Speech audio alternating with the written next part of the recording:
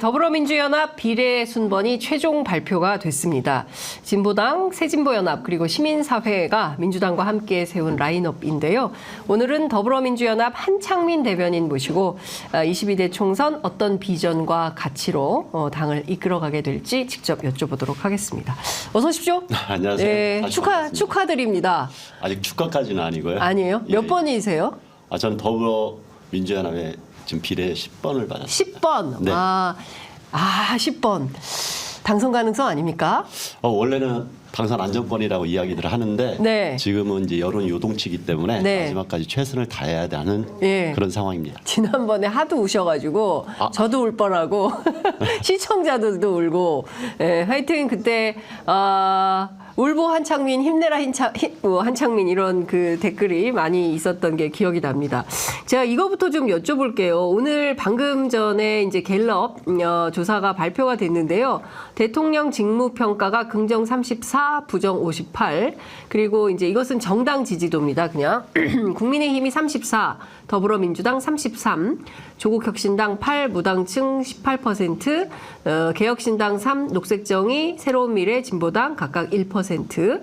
자, 투표 의향을 묻는 비례대표 정당을 물었습니다. 국민의미래 30, 더불어민주연합 23, 조국혁신당 22, 개혁신당 5, 새로운미래 자유통일당 각각 2, 녹색정의당 1, 그리고 아직 마음을 정하지 못한 부동층이 15%. 자, 뭐 나머지는 조금 보시면 될 것 같고요. 어쨌든 갤럽은 대체로 보수적으로 나오죠. 예, 뭐 보수 표집이 좀 많다 이렇게 민주 진영에서는 평가를 하는 여론조사인데요. 이 조사에서도 실제로 더불어민주당하고 조국혁신당을 합치면 국민의힘을 앞서는, 그리고 비례정당 투표에서도 더불어민주연합과 조국혁신당을 합치면 국민의미래를 훨씬 앞서는 이런 네. 조사. 다만 더불어민주연합과 조국혁신당은 1%포인트 차로 서로 경쟁하는 이런 구조가 됐습니다. 더불어민주연합이 지난주보다는 1%포인트 하락을 했고요. 조국혁신당은 지난주에 비해서 3%포인트 올랐나요? 어떻게 보십니까?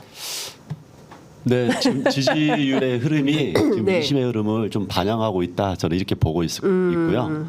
22가 더불어민주연합, 그다음에 23이 더불어민주연합, 22가 조국혁신당인데 네. 저는 두 비례 정당에 대한 득표율의 차이보다는 네. 합을 더 중요시합니다. 합이 더 중요하다? 네네. 아, 제가 지난번에 다른 방송에서도 이야기를 했는데 네.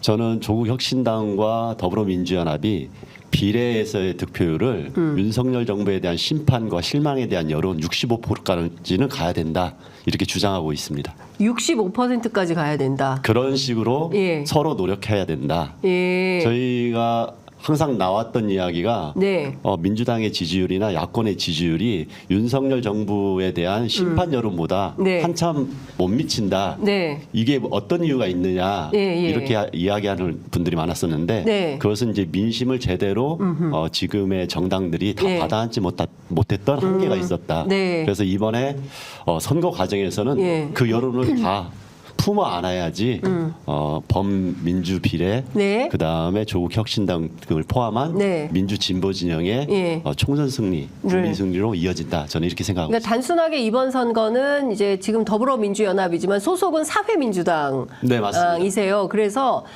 이번 선거가 민주당만의 선거가 아니라 아니죠. 큰 틀에서는 반윤전선이고, 더 크게 보면 개혁적이고 민주적이고 진보적인 생각을 가지고 있는 뭐 중도의 유권자까지 포함해서 큰 틀에서의 어떤 국민적 승리를 네. 만드는 게 굉장히 중요한 저는 선거다. 그게 매우 중요하다고 생각해서 네. 표현을 그렇게 하고 싶습니다. 네. 저희가 이전에 광화문 촛불로 네. 이루고자 했던 촛불혁명이 네. 사실은 문재인 정부 때 다소 외교 안보적인 위기, 경제 위기 상황, 그다음에 코로나 전국을 가면서 촛불이 시들고 실망했던 층들이 많이 있습니다.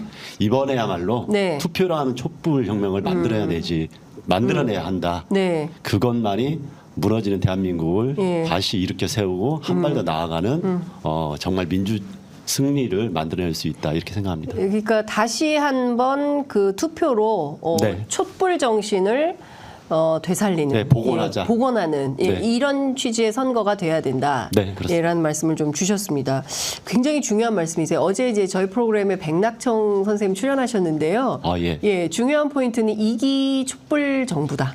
그러니까 이기 촛불 똑같은 정부가 맥락인 것 같습니다. 이 촛불 정부가 들어서서 일기 촛불 정부에서 이루지 못한 또 코로나 전국 때문에 다 해내지 못했던 남북 관계, 뭐 외교 안보, 그다음에 경제 현안 뭐 이런 등등을 또 얼마나 많은 사회 개혁 의제들이 있습니까? 이런 것들을 다 해결하는 그런 능력을 보여줘야 된다. 이제 이런 말씀 좀 주셨는데, 네, 저도 동의합니다. 네, 같은 맥락에서 말씀을 좀 주셨습니다.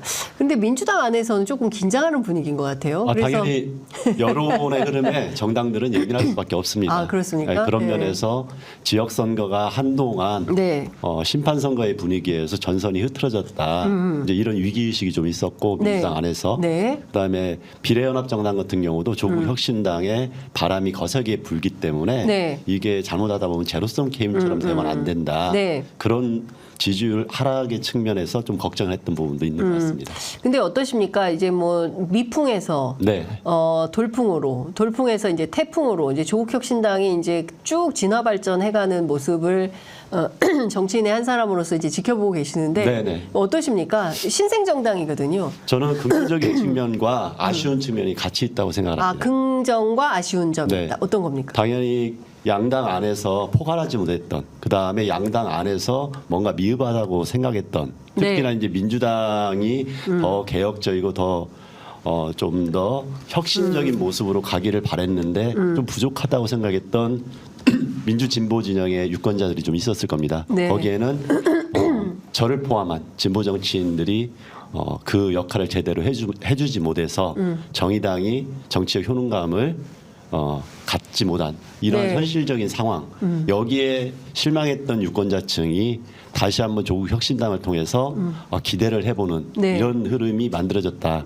이 부분에 대해서는 저는 매우 긍정적이라고 생각을 하고요. 네. 다만 아쉬운 부분은 이런 흐름 자체가 사회 전반적인 변화를 만들어갈 정도의 흐름으로 갈 수 있겠느냐 이런 면에서는 후보들의 라인업을 보면 좀 원이슈 정당의 느낌이 강해서 원 이슈 정당 원 이슈 정당이다. 네, 검찰 개혁이라는 네. 시대적 소명은 있지만 네. 그 안에 포괄되는 다양한 사회개혁 의제들이 좀 함께 담겨 있는 라인업들이 구성됐으면은 비례정당의 특징인 네. 직능성과 대중성과 네. 그 다음에 국민의 다양성을 포괄하는 네. 이런 부분이 더 있었으면 좋았을 텐데 그런 부분에서 약간 엘리트 정당의 느낌이 들어서 아쉬움이 있다. 아, 엘리트 정당의 느낌이다. 네네. 근데 뭐 가수 리아 씨도 있고 그리고 이제 김선민 선생님 같은 경우에는 네네. 뭐 문재인 정부에서 건강보험 심평원 원장도 하시고 네, 존경할 만한 분이죠. 예, 뭐 그리고 좀 그 사회정책 했던 서왕진 그 대전환 네네. 포럼 대표도 계시고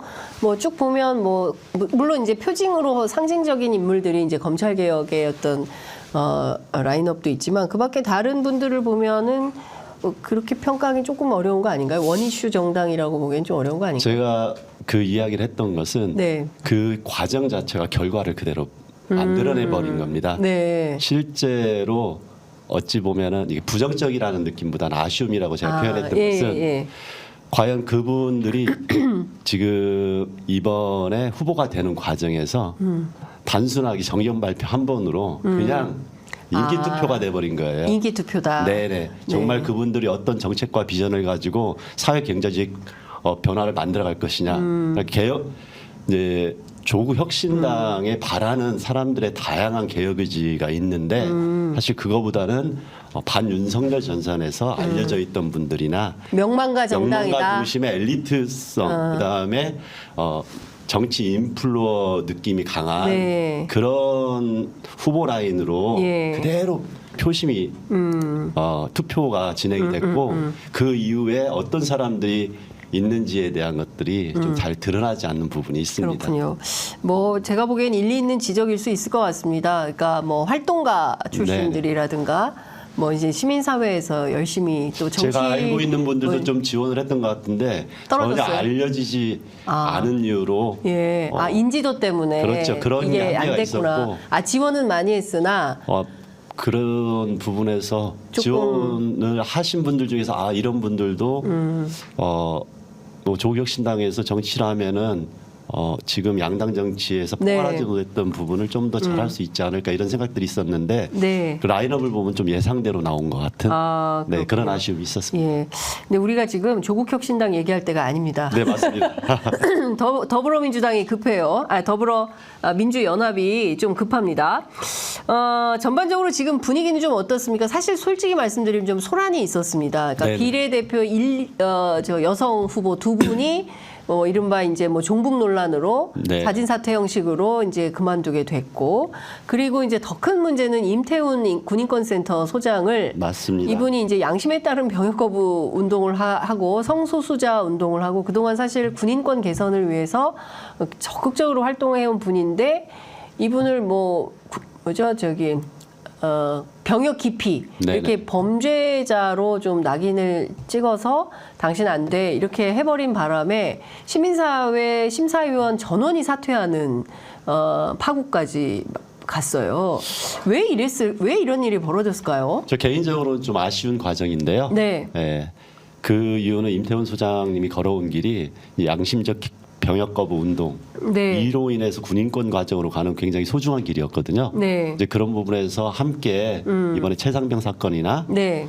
그다음에 박대령 사건을 앞장서서 같이 했으면 좋겠다 이런 바람이 있었습니다. 네. 그런데 이제 병역 거부라는 낙인처럼 이렇게 나왔는데 원래는 범죄와 병역 거부라는 걸로 언론에서 그렇게 썼지만 내부적으로는 다 그런 인식보다는 실제로 민주당 자체가 또 지역 선거를 하기 때문에 약간 선거 공학적인 판단이 있었던 것 같습니다. 민주당의 선거 공학적 판단이었다. 그런 이제 우리 민주당과 연결돼 있는 예. 범비례 정당이기 때문에 예. 그 내부적으로는 예. 그런 부분에 대한 예. 좀 판단이 있었던 것 그러니까 같습니다. 아직은 민주당을 지지하시는 많은 분들이 네, 중도층을 통과해야 양심에 되는 따른 부분에 병역 대해서. 거부나 뭐 성소수자 문제에 대해서 그 아직은 좀 관대한 태도를 갖지 않고 있기 때문에 혹여라도 지역 선거가 어려워질 수 있을 것을 우려해서 네. 임태훈 소장은 안 되는 것으로 이렇게 정리를 했다는 거네요. 이제 그런 흐름이 좀 있었던 것 같아요. 그런 부분에 대해서 조금 더 민주당이 전향적으로 나왔으면 네. 하는 바람이 있었는데 아니 근데 예. 세계 여러 나라들 뭐 유럽이나 미국에서 보면 뭐 동성애 결혼도 합법화하고 그렇죠. 뭐 그리고 굉장히 뭐 무슨 총리도 나오고 막 이러지 않습니까? 장관도 나오고. 근데 우리는 민주당인데 네. 아직은 대단히 보수적인 뭐 이런 태도라고 봐야 되겠네요. 이제 그런 부분 때문에 정의당이라면 어떤 결정을 내렸을까요? 제가 정의당이라면 당연히 그렇게는 결정을 하지 않았겠죠. 네, 과거의 정의당이라면. 예, 예. 네. 뭐 지금의 정의당은 제가 평가하기는 그렇고 예, 예. 과거의 진보 정당들은 당연히 이 부분을 네. 좀 품고 당연히 한 발 더 나아가려고 했겠지만 민주당 같은 경우는 제가 다른 정당에 대해서 이야기하는 게 조심스럽지만 네. 큰 선거를 치르는 입장에서 많은 고민이 있었던 것 같다. 다만 이야기 나오는 것은 임태훈 소장님의 그 소중한 네. 역할이나 네. 그다음에 걸어온 길에 대한 폄하나 네. 도덕성을 훼손하거나 예. 그런 취지는 내부적으로는 전혀 없었던 걸로 알고 있습니다. 그리고 제가 송경영 신부님 저 심사위원 중에 한 분인데 네네. 제가 이분하고 통화하면서 알게 된 사실은 전체 4만 명이 시민사회 이제 네네. 투표를 했는데 그 중에서 2만 3천 몇백 표가 임태훈 소장을 지지하더라. 그러니까 그 20대 남성 청년들 사이에서는 군대 문제를 많이 뭐 이렇게 휴대폰 개통한 거, 휴대폰 자유롭게 쓰게 네네. 한 거, 그 다음에 뭐 여러 가지 뭐 군 안에 네, 뭐 군 안에 인권이나 얼른 뭐 병영 개선에 예, 노력을 병영 많이 개선에 했죠. 상당히 노력을 해서 그 20대 그 남성들에게는 거의 아이돌급 스타더라. 네네. 그런데 이런 사람을 어떻게 떨어뜨리냐? 이거는 도저히 시민사회가 용납할 수 없다. 뭐 이런 태도시더라고요. 저는 시민사회 분들한테도 또 그 부분에 대해서는 네. 이 선출 과정에 대해서 좀 잘못 설계한 부분에 대해서는 좀 책임이 있다 이렇게 말씀드리고 아, 싶어요. 그래요? 예. 그러면은 그 국민 투표, 문자 투표의 네네네. 내용이 얼마나 선정 과정에서 평가 기준으로 들어갔냐면은 영향이 미비하고 의미가 없었습니다. 아, 그래요? 결국은 심사위원장들의 평가가 모든 것을 절대적이었어요. 결정하기 때문에 그랬습니까? 그런 부분에 대해서 사실 우리 시민사회가 처음부터 네. 설계를 잘했으면은 좋았을 텐데 네. 본인들의 부족함이 이런 결과도 만들었다. 저는 이 말씀은 좀 드리고 싶었습니다. 그 여성 비례 후보 두 분 종북 논란은 좀 어떻게 보십니까? 저는 그 평화적인 부분과 종북이라는 딱지와 이 부분은 좀 구분을 해야 된다고 생각합니다. 네. 예, 그런 부분에서 예전에 통합진보당이나 한총련이나 네.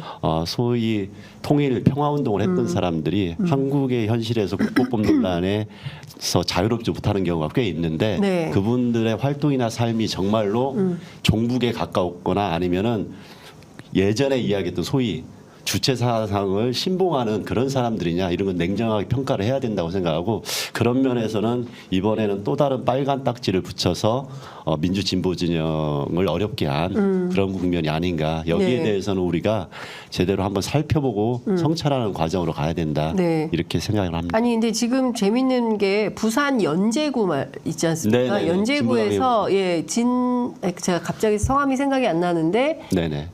진보당 후보가 지금 네, 단일 후보가 됐습니다. 네. 민주당하고 경선에서 승리해서 국민의힘 김희정 후보를 오차범위 밖에서 앞서는 이기고 있죠. 저 부산일보의 여론조사 결과가 나와서 지금 깜짝 다들 놀라고 있어요. 근데 제가 그분이 어떤 분인지 이제 갑자기 여기 노트에 있다. 그분이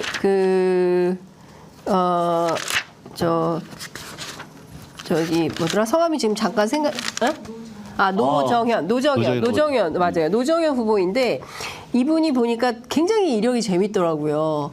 그 사회복지사 출신이고 가계부채 상담사라는 자격증이 네네. 있는데 이거를 동네에서 오는 분들이 가계부채 상담받고 비탄감한 다음에 당신들 뭐 하는 사람이야? 그러니까 진보당이다라고 네. 하니까 거기서 위로받고 당원 가입을 해서 네. 이번 선거에 그리고 이분이 보니까 2006년 지방선거부터 출마를 해서 거의 20년 동안 출마를 했는데 딱 2번 당선하고 싹 다 낙선된 동네 사람들은 다 아는 그런 사람이더라고요. 그러니까 이런 파란이 있다. 그러니까 이런 분 진보당이 무조건 종북이야.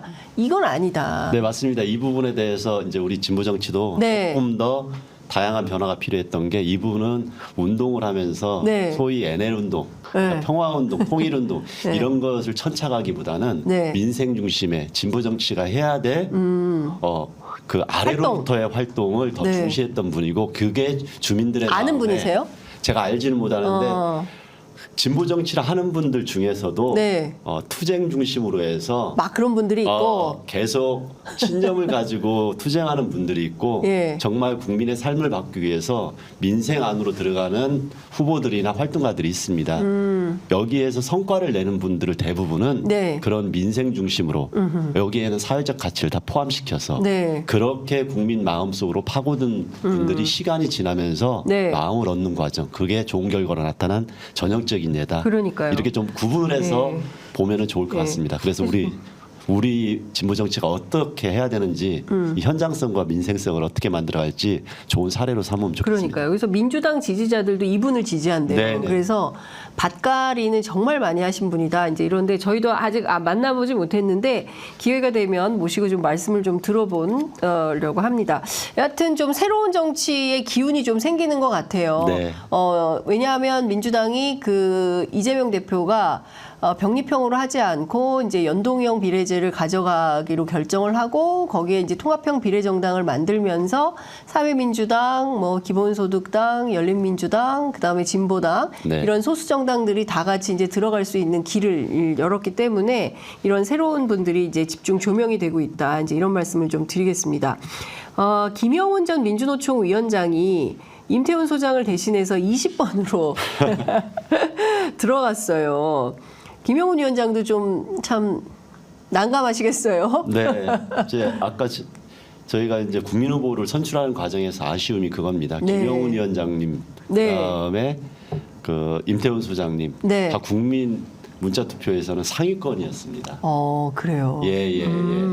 거기에다가 박창진 네. 사무장님까지. 네. 그런데 박찬진 사무장님. 네. 다 국민 문자 투표에서는 1, 2, 3위예요. 아. 실제로. 그런데 네. 국민 후보들은 예전의 관계나 활동이나 이런 평가가 다른 기준으로 되고 그게 순번으로 정해지는 아, 그런 일이 있었구나. 네, 그런 아쉬움을 제가 표현하는 겁니다. 그거는 좀 잘못이네요. 예, 국민투표를 했으면 국민투표대로 해야지 심사위원들이 더 많은 포션을 가지고 하고 심사위원단이 50%, 네. 그다음에 현장 투표가 심사하가 30%, 예, 예. 그다음에 문자 투표가 20%인데 문자 투표 또한 예. 5,000표 이상이면 다 만점을 주는.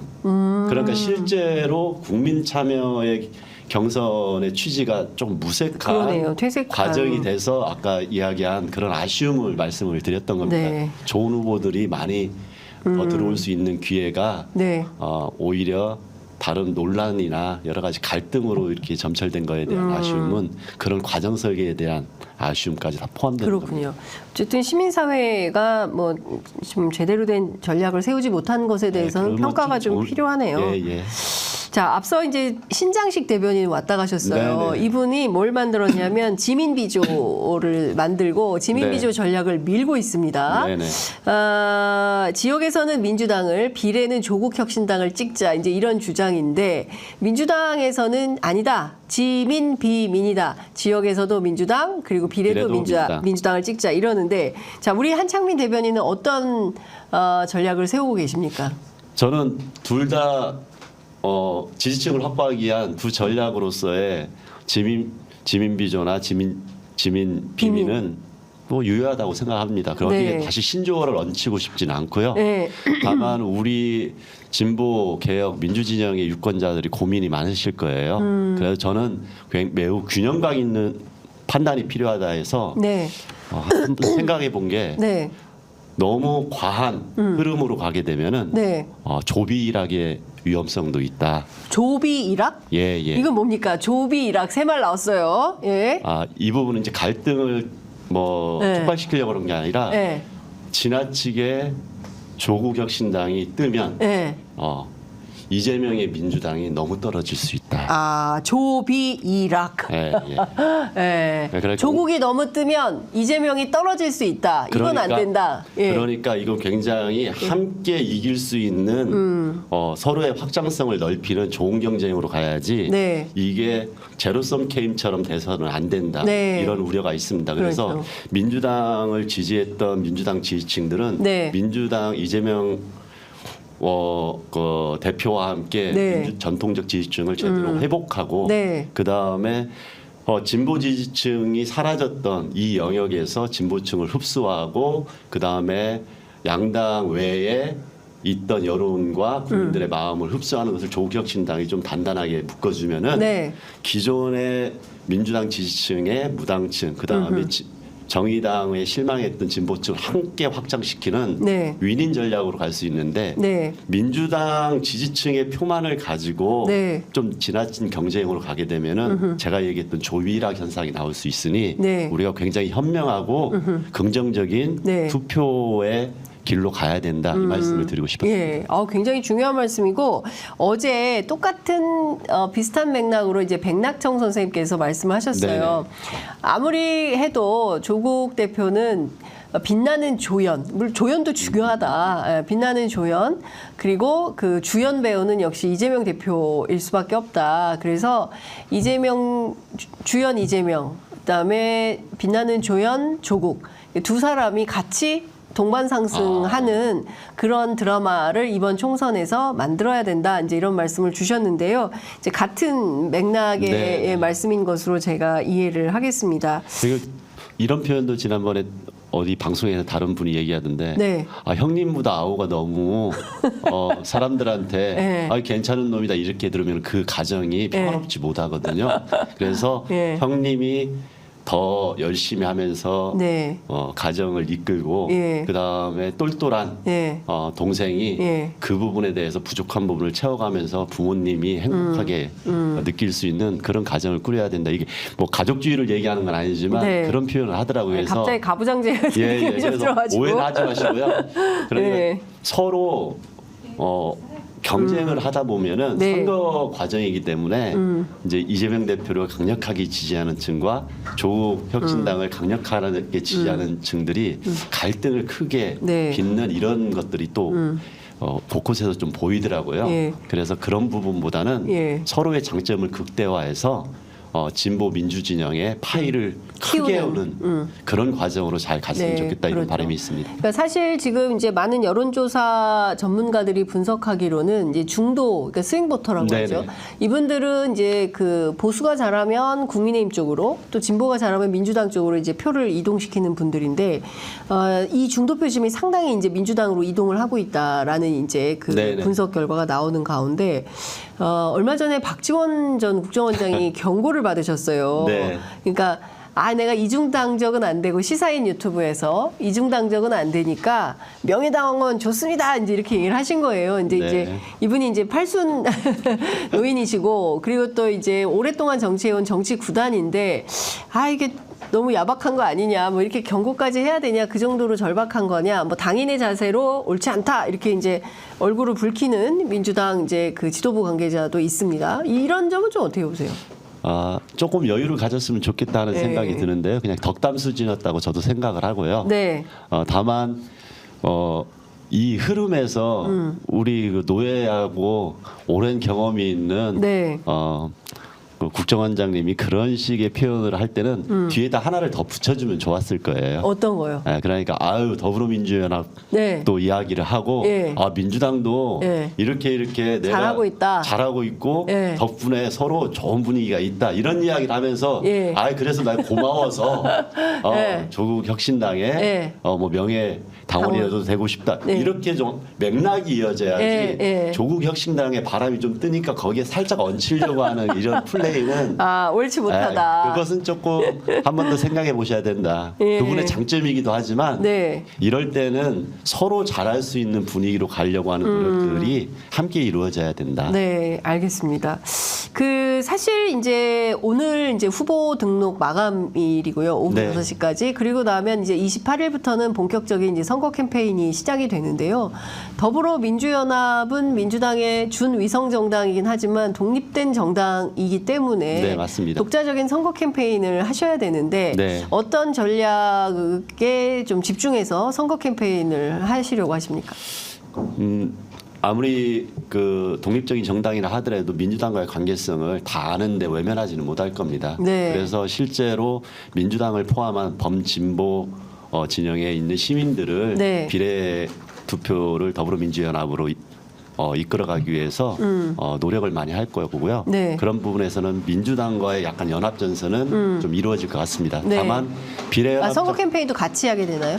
가치는 하는 데는 선거법상 제한이 있습니다. 예. 다만 상징적으로 홍보 네. 전략상으로 예를 들어서 민주당과 똑같은 색깔의 뭐 선거운동복을 점퍼를 입는다거나 네, 이런 식으로 먹개띠를 해서 한다거나 예. 뭐 이런 식의 더불어민주연합이 민주당의 네. 후보들이 함께하고 있다는 것을 아직도 모르는 분들이 꽤 됩니다.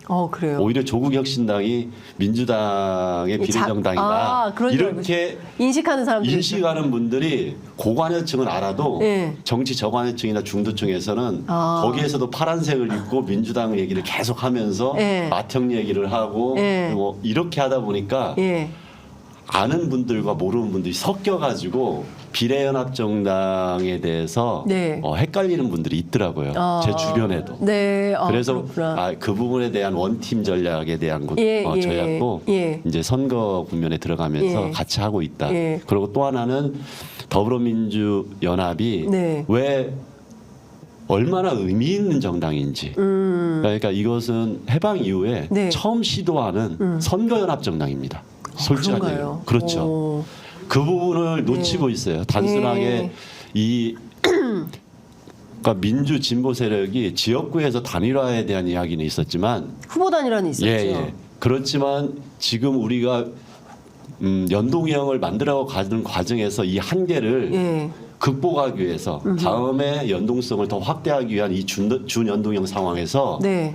단순하게 유성정당이 아니라 민주당을 포함하고 진보당과 기본소득당과 사회민주당과 그러네요. 열린민주당 거기다 시민사회까지 예. 이렇게 포괄적으로 연합정당을 만든 적이 없습니다. 이 의미가 너무 안 알려져 있어요. 축소돼 있네요. 네네. 진짜 저희 편의점에서 우리 한창님 대변인께서 강조해서 말씀해 주신 대로 해방 이후 맞습니다. 네, 건국 이래 네네. 예, 최초의 선거연합정당이 실험적으로 되는 겁니다. 거다. 그러니까 이번에 선거연합정당이 잘 성공이 되고 안착이 된다면 이후에 있을 여러 선거 과정에서 네, 또 다른 맞습니다. 실험이 가능해지고 이 연합 정치의 새로운 형태는 더 확산될 수 있다. 저희들이 이 이야기를 했던 것이 가끔 왜 민주당 위성정당에 너희들이 뛰어드냐 네. 이런 비판을 감내하면서도 적극적으로 이 연대와 연합이 필요하다 했던 것은 네. 지금의 선거제도와 한국의 정치 상황에서 네. 진보 개혁 진영의 신뢰와 연대 구축이 이루어지지 않으면은 보수 진영의 한국 사회를 바꿔내기가 굉장히 어렵다는 경험적인 한계에서 나온 겁니다. 그렇죠. 그렇기 때문에 이번에 선거연합정당을 만들 때도 언론이나 다른 정치평론가들은 저희 골치 아플 거다부터 막 잘 안 될 거다 별 이야기가 다 나왔지만 네. 몇몇 아까 임태훈 소장이나 이제 네. 후보들 선정 과정에 몇몇 아쉬움이나 아쉬움이. 안타까움은 있지만 우려보다 훨씬 더 깔끔하고 신속하게 선거연합정당이 만들어지고 여기까지 온 겁니다. 네. 이 부분이 지금 정치에서 놓치는 부분이라고 생각을 합니다. 네, 네. 그리고 이 선거연합정당은 단순히 이번 총선뿐만 아니라 네. 다음에 지방선거, 그 다음에 3년 동안의 윤석열 정부를 실질적으로 탄핵을 시키지 못한다면 2027년 대선이 있지 않습니까? 네, 네, 네. 그때 우리 5년 전에 네. 이 아픈 과거를 반복하지 말자 그래서 진보 개혁 진영의 네. 연대와 연합과 네. 공동정부에 대한 구상까지 고민하면서 예. 정말 어렵게 온 겁니다. 이런 정치적 함의가 네. 두드러지지 않고 단순하게 무슨 민심의 흐름을 이야기한다거나 지지율 가지고 평가하는 것은 좀 아니지 않나 저는 이 이야기를 꼭 하고 싶었습니다. 예, 굉장히 대한민국 정치사적으로 네. 볼 때 굉장히 중요한 의미를 이제 짚어주셨는데요. 어쨌든 해방 이후 대한민국 정부 수립 이후에 최초로 이루어지는 선거연합정당이 바로 더불어민주연합정당이다라는 네, 점과 그다음에 이것은 비단 이번 총선뿐만 아니라 2027년에 있을 대통령 선거를 앞두고 제 정당, 사회단체까지 포함해서 어떻게 공동정부를 구상할 것인가에 대한 고민 속에서 네. 출범한 정당이다. 이거 굉장히 의미가 한국 정치사에서 굉장히 의미가 있다. 이런 말씀 주셨고 네. 그 또 다른 측면에서는 이제 4월 총선 이후에 모두 이제 6월 국회가 열리면 다 새로 네, 맞습니다. 바뀌는데요. 들어가서 이제 일단 국회의장 굉장히 중요하고요. 네. 그다음에 국회 상임위 배분 굉장히 중요하고요. 특히 법사위 누가 맡을 거냐 굉장히 중요한데 이게 의장님이 딱 의사봉 붙들고 아무것도 안 하니까 아무 일도 벌어지지 않는 이런 이 기계적 중립 상황을 어떻게 탈피할 거냐 판단해서 필요한 것은 즉각적으로 개혁 입법을 추진해야 되는데 그런 게 안 되는 점들에 대해서도 하려면 일종의 이제 조국 대표 같은 경우는 그런 네. 주장을 하던데요. 공동교섭단체 구성. 네, 맞습니다. 뭐 이런 것들에서 좀 확대하는 노력 이런 것도 필요할까요? 이를테면은 더불어민주당, 더불어민주연합, 뭐 조국혁신당, 뭐 네. 그밖에 다른 정당들 다 연대해서 뭐 공동교섭단체 구성 뭐 이런 게 가능할까요? 그래서 저는 개인적으로는 그게 필요하다고 생각을 합니다. 필요하다. 네. 예. 왜 그러냐면 저희가 선거법만을 가지고 이야기하지만 네. 사실은 모든 정치 관련법이나 네. 국회에서의 다양한 규정들도 양당 중심으로 짜여져 있습니다. 맞아요. 그런데 이제는 이번 선거 과정에서 네. 큰 규모의 정당은 아니지만 예. 조국혁신당도 일정 부분 의석을 가져갈 수 있고 네. 더불어민주연합에 참여했던 정당들도 원내정당으로 소수 정당이 되고 네. 그 외에 기타 정당들이 생길 텐데 예. 양당 위에 있는 소수 정당 거기에서도 진보성과 개혁성을 가지고 있는 정당들은 네. 예전에 노회찬 대표님이 저희 있을 때 민주화 평화의 모임이라는 원내교섭단체를 만든 적이 있습니다. 민주화 평화의 모임이죠. 예. 그때도 그때 원내대표를 박지원 대표하고 아닙니다. 아닌가요? 첫 원내대표를 노회찬 대표님. 노회찬 대표가 하셨고 그 다음에는 누가 있죠? 그 다음에 그 김관영, 김관영 지사, 예, 김관영 의원이 그때 당시에 대표, 했던 걸로. 예, 원내대표를 예. 이제 그런 부분으로 실제로 원내 교섭단체가 지금 20석으로 네. 공세 조항이 있기 때문에 네.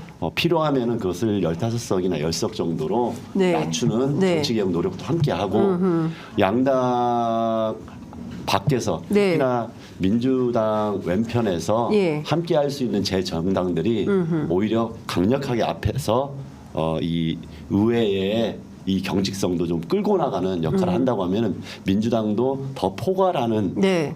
큰 정당으로서 또 개혁 입법을 만들어내는데도 훨씬 더 수월하지 않겠나 네. 그런 역할 분담도 필요하다고 저는 생각을 합니다. 지금 이제 한창민 대변인 말씀 들으니까요. 개혁 조국혁신당하고 더불어민주연합하고 네네. 서로 진보 경쟁, 혁신 경쟁, 예, 필요합니다. 그다음에 개혁 경쟁, 네. 뭐 이런 것들을 하게 되지 않을까. 유권자의 한 사람으로서 굉장히 설레는 경쟁이다. 대한민국이 좀 더 앞으로 가야죠. 네, 자꾸 맞습니다. 퇴행하고 있어서 윤석열 정부 이후에 너무 역사적 퇴행을 많이 하고 있고 언론의 자유, 표현의 자유를 억압하고 있기 때문에 이것을 다시 정상화하는 비정상의 정상화. 네. 뭐 계속 그 무슨 문제적 발언을 하고 있지만 여하튼 뭐 이게 굉장히 중요한 상황이다라는 말씀을 좀 드릴 수밖에 없습니다. 제가 이것 좀 여쭤볼게요. 이준석 대표의 개혁신당 비례명단 발표를 했는데 그 이번에 이제 순천의 천하람 천하람 후보가 후보가 됐어요. 됐죠. 네. 어떻게 보세요? 이건 뭐 여론에 떠밀려서 나온 뭐 고육직책 아니었나 네. 이렇게 생각을 합니다. 천하람 네. 후보가 순천에서 예. 소위 밥가리를 얼마나 열심히 했습니까? 그리고 거기에 대한 의미부여도 굉장히 하면서 새로운 이제 지역주의를 돌파하기 위한 새로운 정치인처럼 이렇게 네. 성장해 왔는데 네. 결국은 현실 정치의 한계를 느끼고 비례 이번을 통해서 원내에 진입하려고 하는 뭐 전략으로 수정이 된 거죠. 그런 부분에서 뭐 지금의 이 비례 순번 자체가 네. 제3지대를 얘기했던 언론과 그다음에 보수 정치인들의 그러한 이야기들이 결국은 좌절된 상징적인 그 비례 순번 아닌가 저는 이렇게 보고 있습니다. 네. 뭐 방금 보도가 하나 나왔는데요. 민주당 지지자의 3분의 1이 비례로는 조국혁신당을 뽑겠다. 네네. 이런 그 이제 갤럽 조사에 이제 그런 발표가 나왔는데요. 급해졌습니다. 네. 그리고 그 사실상 조국혁신당에 4060 세대가 네. 집중돼 있다. 이제 이렇게. 예. 저도 사실 조국혁신당 중앙당 창당될 때 가보니까 한 그 20년 전에 노사모 돌풍이 있었잖아요. 네네. 그때 그러니까 노무현 후보를 지지했던 당시에 막 가는 데마다 노란 네, 풍선, 맞습니다. 뭐 노란 저금통 들고 지지 환호했던 그때의 청년이거나 네.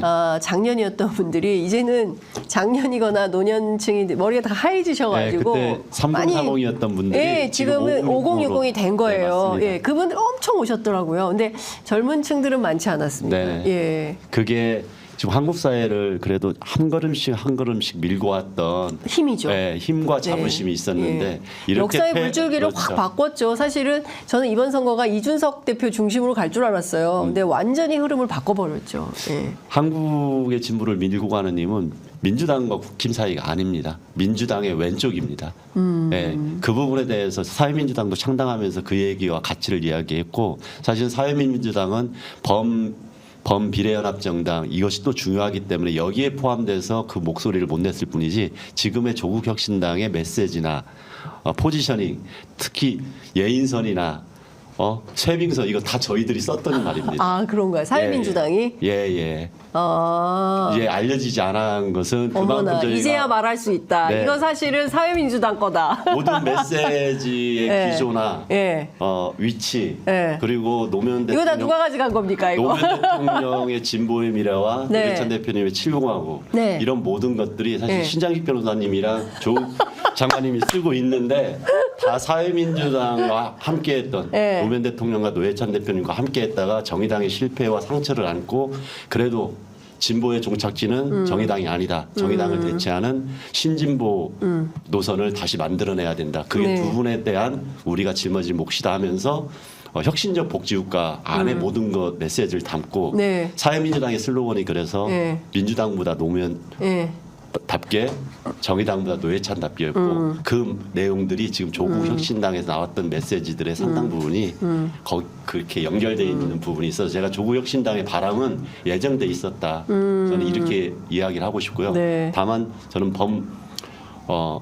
범민주개혁진영의 네, 네. 비례연합 후보이기 때문에 네. 조국혁신당과 경쟁하되 지금의 조국혁신당은 많은 언론에서 더 관심을 갖고 다시 네. 띄워주고 있지만 네. 실제로 더불어민주연합의 정말 좋은 후보들 그분들이 TV와 언론에서 많이 노출되진 않았지만 네. 수십 년 동안 각자의 영역에서 더 좋은 대한민국을 만들기 위해서 밀고 온 핵심 분들입니다. 노동뿐만 아니라 보건복지, 네. 그다음에 사회적 경제, 그리고 실제로 다양한 정치 영역에서 노력했던 분들, 장애운동까지 네. 정말 비례정당에 꼭 필요했던 왜 그러냐면은 비례대표제가 품고자 했던 네. 가장 좋은 라인업을 구성한 것이 더불어민주연합이고 네. 거기에는 정치연합까지 만드는 두 가지의 상징성이 있기 때문에 지켜봐 주시라. 그리고 보면 볼수록 더불어민주연합의 후보들이 1번 서미화 후보부터 네. 마지막에 김영훈 20번 김영훈 후보까지 네. 정말 훌륭하신 분들 저보다도 더 열정적으로 살아온 분들이 많이 있습니다. 네. 그분들을 관심을 가지고 지켜보면은 네. 더불어민주연합의 네. 지지율도 이제부터 상승 곡선을 탈 거다 이렇게 말씀을 드리고 싶습니다. 한창민 대변인은 노무현과 노회찬 두 사람의 이름이 나오면 울컥하십니다. 또 울 뻔했어요. 제가 간신히 넘겼습니다. 이 고비를. 예, 왜냐하면 이분들만 생각하면 눈물이 나실 수밖에 없을 것 같아요. 그동안 활동해왔던 제가 한창민 대변인 어떻게 활동해왔는지 저도 취재하는 기자로서 또 여기는 이제 정치 운동, 정치 활동하는 또 정치인으로서 늘 만나왔기 때문에 왜 울컥하는지 저는 압니다. 예. 하여간 이분들의 정신을 이어받아서 그러니까 새로운 신진보 노선을 가지고 새롭게 국회를 구성해서 네. 지금 막혀있는 여러 가지 이슈들 뭐 이런 이슈들을 풀려면 이런 분들이 집단적으로 세력화해서 역진되지 않는 민주주의, 되돌이킬 수 없는 민주주의, 이런 건 뭐 개헌도 해야 되고요, 선거제도도 바꿔야 되고요, 뭐 해야 될 일이 한두 가지가 아닙니다. 그런 차원에서 많은 홍보를 부탁하고 계시다. 네, 정말로 라는 말씀을 좀 그 말씀을 드립니다. 드리고 싶습니다. 네. 제가 노무현 대통령과 노회찬 대표하면서 울컥한 것은 네. 그분들의 멈춤금이 오히려 밀리고 있기 때문에 한 발 더 나가지 못하고 그분들이 자신들의 목숨을 던져가면서 진보 정치와 민주 정치가 퇴행되지 않도록 모든 짐을 지고 가신 분들이에요. 똑같이 완전히 두 분의 마지막 삶이 똑같았습니다. 그렇기 때문에 두 분의 이름을 팔아가지고 정치하라는 게 아니라 그분들이 가고자 했던 길을 가지 않으면은 민주당도 그다음에 진보 정치도 퇴행할 수밖에 없다. 그래서 그분들의 이름을 팔지 말고 그분들의 가치와 정신, 비전을 팔아라 이 말씀을 드렸던 거고요. 네. 범민주 개혁 진영의 더불어민주연합은 두 분이 꿈꿨던 모델입니다. 제도를 바꾸지 못하면은 연대와 연합을 통해서 하자. 네. 이 부분은 노무현 대통령과 노회찬 대표님이 끊임없이 자기가 서 있는 자리에서 노력했다가 실패한 거예요. 네. 그래서 이 부분에 대해서 더불어민주연합의 이 시도, 네. 그 다음에 이러한 결단을 했던 민주당 이재명 대표의 흔들리다가 결단을 했던 이 마지막 결단, 네. 이 부분은 조국혁신당의 바람과 마찬가지로 굉장히 중요한 함의가 있기 때문에 네.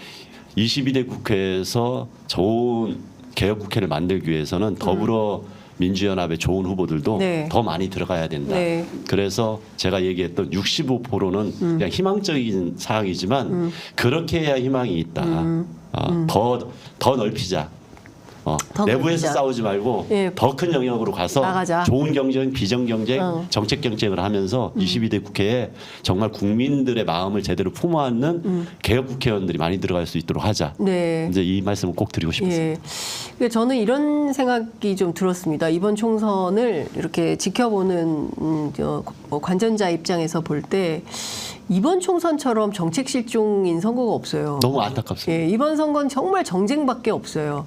그리고 이제 윤석열 대통령의 이제 민생 토론을 하면서 이른바 이제 퍼주기로 막 하고 있는데 사실 민주당에서 이거 정책으로 아니다라는 이제 뭐 막 반박성 이제 논평은 나옵니다. 근데 네. 이제 한 페이지짜리 논평은 나오지만 집중적으로 이제 공격하는 어떤 화력 이런 거는 조금 부족해 보인다는 거죠. 그러니까 일종의 이제 섀도우 캐비넷 기능이 많이 약화돼 있는 네, 점. 네. 이런 점에 대해서는 좀 걱정과 우려가 있고 이게 좀 회복될 필요가 있다.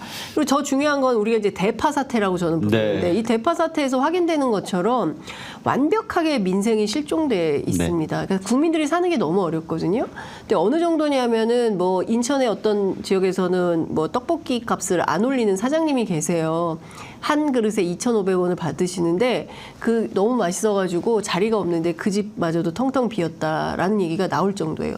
그러니까 그 쓸 돈이 없어요 주머니에. 국민들이 날마다 조금씩 가난해지고 있거든요. 그러니까 이런 모든 상황이 다 공가 그렇지만 정말 너무 힘듭니다. 심각해요. 예, 예. 그러니까 그 저희도 이제 현장에서 그 시민들을 만나서 인터뷰를 해보면 뭐 IMF 때 코로나 때보다 더 어렵다. 너무 힘들다고 다 특히 자영업자들 투잡 아니면 먹고 살 수가 없다. 뭐 이런 말씀들을 하세요. 제 주변에도 투잡이 아니라 쓰리잡까지 합니다. 아, 그렇게 하지 않으면 안 되기 때문에 잠이 부족해서 사고가 날까 봐 걱정이 돼요.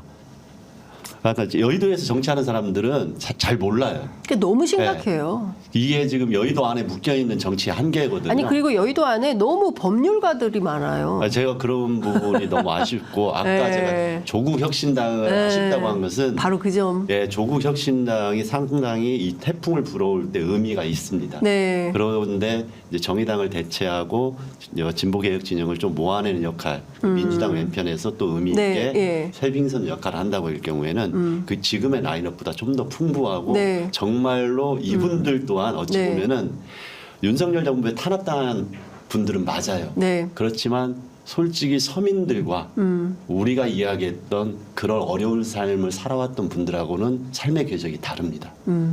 이제 맞아요. 그런 부분에서 좀 아쉬움이 있다는 거고. 그러니까 그런 네. 점에서 이재명 대표가 어제 막 대판단 막 들면서 민중의 언어로 네, 네. 시원하게 막 연설을 하는 모습을 보면서 아, 사람들이 상당히 많이 이제 해학 네. 웃고 막 즐거워하고 그런 제가 장면을 보면서 아 이재명 대표의 장점이 이런 거구나 제가 한 번 더 네, 깨달았습니다. 그래서 이재명 대표와 조국 대표의 좋은 장점들이 예. 시너지를 충분히 내면서 예, 그분은 교수님이죠. 예. 학자고. 그 대신 그 둘 다 네. 굉장히 어려운 정치적 상황에서 뚫고 왔던 서사가 있는 분들입니다. 네. 그렇기 때문에 그 좋은 장점들이 계속 더 많은 것들을 끌어올리면 좋겠습니다. 알겠습니다. 자, 아유, 시간이 다 돼서 이제 마무리를 해야 될 것 같습니다. 이제 국회에 입성을 하시게 된다면 나는 1호 법안으로 이것을 내겠다. 어떤 게 있습니까? 저는 정말 하고 싶은 게 많은데요. 네. 그래도 가장 한국 사회에서 역할을 하면서도 존중받지 못했던 네. 모두를 위한 노동법을 만들고 싶습니다. 노동법. 네, 지금의 노동 현장도 변하고 네. 과학기술혁명이나 여러 가지 제도의 변화 때문에 네. 노동의 성질도 많이 바뀌었습니다. 맞아요. 예. 그런데 거기에 걸맞는 노동법, 근로기준법이 지금 마련돼 있지 않아서 네. 지난번에 노란 봉투법처럼 네. 2조 3조만 개정하는 게 아니라 예. 변화된 노동 현실에서 진짜 노동이 바꿔요. 존중되는 아, 노동개혁 진짜 필요합니다. 예. 이런 부분을 다 감안할 수 있는 예. 좀 21세기 한국의 노동 현실에 맞고 산업 현장에 맞는 모두를 위한 노동법의 전면적인 개정을 하고 싶습니다. 다른 나라들은 다 주 4일제 하잖아요. 네네. 근데 물론 이제 저희 주 4일 편의점은 못합니다.